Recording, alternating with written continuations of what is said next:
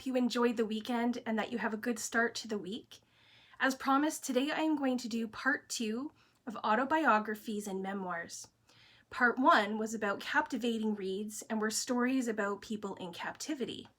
I will put the link up top in this video and in the description below. This time we will look specifically at celebrity autobiographies and memoirs that I have enjoyed. Thanks again to fellow booktuber RANA, who commented that she wanted to see some autobiographies and memoirs from my bookshelf. I will leave a link to RANA's page in the description below as well. If you have watched my videos before, welcome back.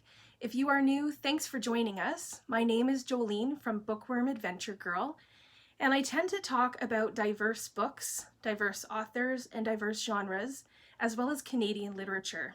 If that's something that interests you, please hit subscribe and stick around. I've talked about some of the celebrity memoirs on my bookshelf before, Alex Trebek and Randy Travis, to name a couple.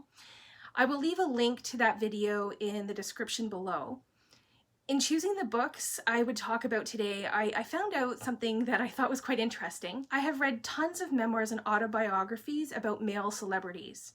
I could have added Alan Alda, Jerry Seinfeld, Paul Reiser, Christopher Reeve, and so many more to this list. And when I looked for memoirs and autobiographies by women, it was a lot harder.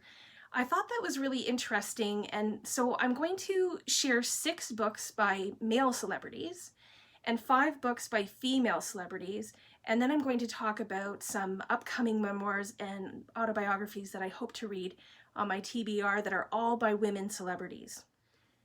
Earlier this year, I read The Measure of a Man by Sidney Poitier. Poitier calls this a spiritual autobiography. Sidney Poitier broke down many barriers without giving up his dignity.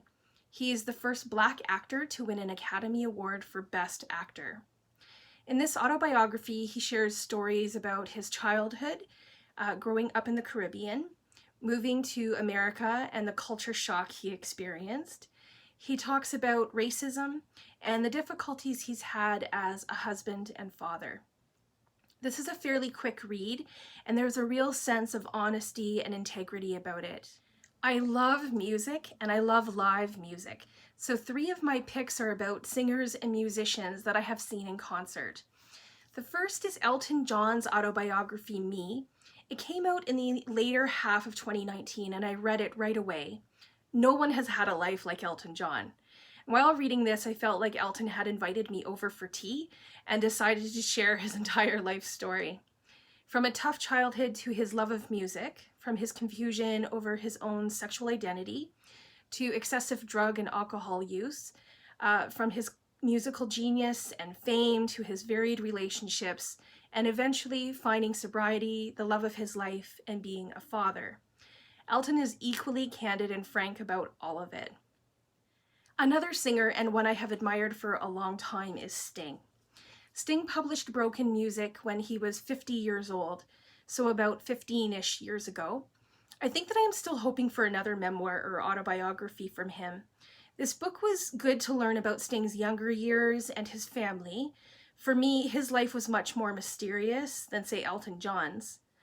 Sting shares some raw experiences with his family, and I think the story here is that although Sting has this incredible talent, his fame came with a lot of hard work, and he also talked about being prepared when opportunity presents itself. I would love another book from him because this book ends before the police, and I think that Sting would bring some interesting reflections and wisdom if he were to look back on his life now. Like Elton and like Sting, Bruce Springsteen is another living legend who writes incredible lyrics, worked hard, and knew what he wanted. I read Born to Run in 2018 and devoured it. Again, it was like Bruce and I were hanging out while he told me all of the stories of his life. I read this while on a road trip in the US, so maybe that helped too. I think one of the things that I appreciated most about this book is how reflective of his own life Bruce is. That takes a lot of guts to take the time to really look at one's life, assess it, and then be vulnerable enough to share it with the world. Doing that in songs or poetry is one thing, but There are ways of still hiding that in the form of art, and writing an autobiography like this, if it's done well, and honestly, it's not so easy. A book by a celebrity that surprised me the most was Stories I Only Tell My Friends by Rob Lowe. I followed Rob Lowe since 1983 when he was first in a made-for-TV movie based on a true story. I will be talking about that book and movie in an upcoming video, so I won't give it away now, but he was also in Outsiders that same year. And what surprised me the most, and I'm not sure why, is that Rob Lowe writes very well. This book gives the reader a behind-the-scenes look at Rob Lowe's life, and it brought back a lot of great memories. For me, it was a bit nostalgic. The last book I chose for the male autobiographies is by an athlete. Now, I didn't choose the book because the author is an athlete, but rather because of what happened to him and how it made an impact on the world. Breaking the Surface by Greg Louganis came out in the mid-90s. Louganis is a 4-time Olympic gold medalist, and he is considered to be the greatest diver of all time. This is incredible, but it's still not what intrigues me about his story. At the 1988 Olympics in Seoul, Greg Louganis hit his head on the diving board. It was shocking to watch, and thankfully Greg was okay, but it was one of his worst fears that it was going to become public. This is what intrigues me about the story. Greg Louganis had been diagnosed as HIV positive only a few months before, and some blood had gotten into the pool from his head injury. Being gay in the 1980s and having HIV in the 1980s carried a lot of stigma and often ostracized people. They were mistreated, and for Greg, his greatest fears now were that someone else might contract HIV and how he would be treated when his diagnosis became public. This memoir is about so much more. Greg suffered a lot in his life. His passion for diving is remarkable. He shares about mental health, coming to terms with his own sexuality, and even an abusive relationship he was in. Ever since reading this book, I have followed Greg Louganis and his achievements, and he continues to do good work as an LGBTQ activist. He has been in several films, and he continues to inspire people with his story. Now onto autobiographies and memoirs by women. Is it possible to write an autobiography at the age of 16? It turns out the answer is yes.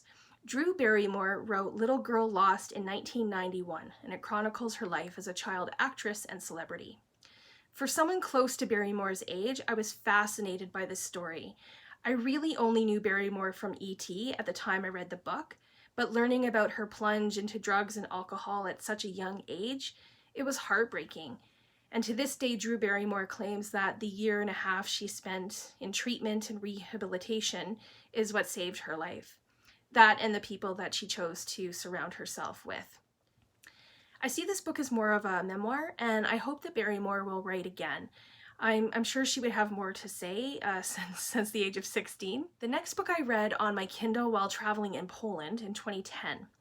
High on Arrival by Mackenzie Phillips has been a controversial one.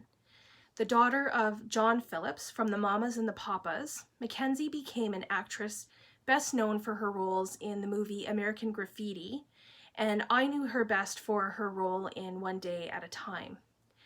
In this book, she reveals a childhood in a home of sex, drugs, and rock and roll, her own addiction to drugs and alcohol, and she also reveals something about her relationship with her father for the first time. I watched the hour interview she did on the Oprah show when the book first came out, and this caused a lot of controversy of whether or not she was telling the truth and how Oprah handled the interview. Next up is Betty White, who everyone loves. Betty White has written a couple of memoirs. The one I've read was Here We Go Again. It is her years in television. This book is very Betty White, and what I mean by that is she's very positive. She doesn't say too much that would cause controversy. It was neat learning about how she got into television, and especially at the time that she did, and how things have changed. But it fell a little flat for me in that there's no struggle at all, and that seems to miss the point of telling about our lives. However, like I said, it's Betty White, and if you're a fan, it's worth a read. Whoopi Goldberg is another actress I absolutely love. She seems to be such a unique character.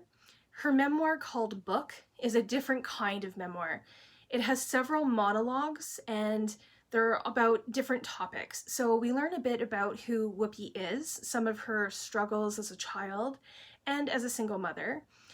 We also learn her views on things such as life and death. It's more of an entertaining read, which is who Goldberg is, an entertainer. But there are also several times that she makes some very poignant comments as well. Whoopi has always been known to be outspoken and honest, and I think the book stays true to this side of her. Finally, in the women's category is someone who is not an actress or a singer, but a poet, writer, a civil rights activist, and celebrity in her own right. Maya Angelou has written 7 memoirs, her first being I Know Why the Caged Bird Sings. In this first installment, she talks about her childhood, feelings of abandonment, prejudice she endured, but even then we can see that she has a strong spirit. We see the beginnings of her love of books and writing, and how the seeds were planted for her to become a living icon of wisdom, intelligence, and wit. Some of my next upcoming memoirs and autobiographies by women will be And Furthermore by the Dame herself, Judi Dench, Demi Moore's recent publication called Inside Out. I also have A Lotus Grows in the Mud by Goldie Hawn on my TBR shelf. And last but not least, I have read several poetry books by singer-songwriter Jewel, but I am very interested in her memoir that's called Never Broken, Songs Are Only Half the Story. That's all the autobiographies and memoirs today, but there will eventually be a part 3 that will include autobiographies and memoirs that have become films that might not be as well known. So stay tuned for that coming up in the next month or so. Please let me know in the comments if you have read any of these, or if you have some favorite celebrity autobiographies and memoirs that you think I should read. I will leave a link to part 1 and a list of the books in this video in the description below. Thanks again for watching. Don't forget to make every day an adventure.